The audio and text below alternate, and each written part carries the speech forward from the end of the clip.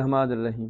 اللہ تعالیٰ نے مسلمانوں کو اسلامی ماحول میں زندگی گزارنے اور احکام الہی پر عمل کرنے کے لیے مدینہ کا سازگار ماحول عطا کیا تاکہ زمانہ جاہلیت کی تمام رسموں اور بری عادتوں کو ختم کر کے اسلامی معاشرے کا عملی نمونہ دنیا کے سامنے آ جائے۔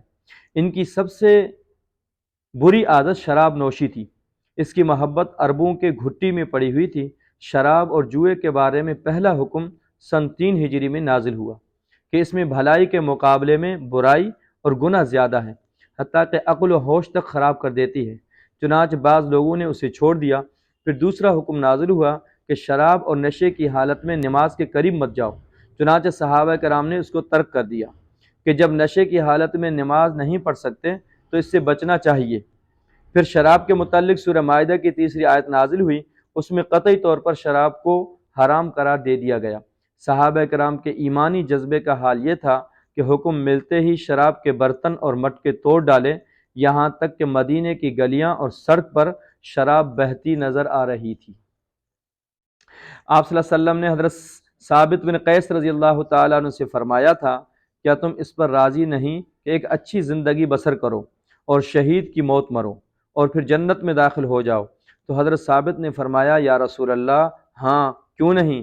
چنانچہ حضرت ثابت نے اچھی زندگی بسر کی اور پھر اللہ کی راہ میں شہید ہو گئے اور اپنے مولا سے جا ملے۔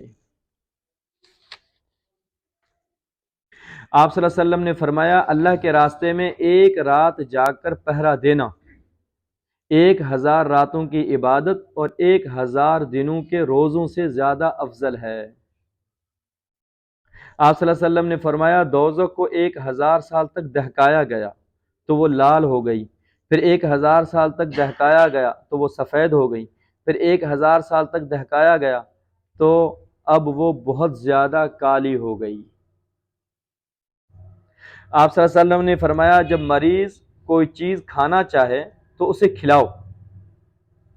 فائدہ جو غذا چاہت اور طبیعت کے تقاضے سے کھائی جاتی ہے وہ بدن میں جلد اثر کرتی ہے، لہٰذا مریض کسی چیز کے کھانے کا تقاضا کرے تو اسے کھلانا چاہیے۔ ہاں اگر غذا ایسی ہے کہ جس سے مرض بڑھنے کا قوی امکان ہے تو ضرور پرہیز کرنا چاہیے۔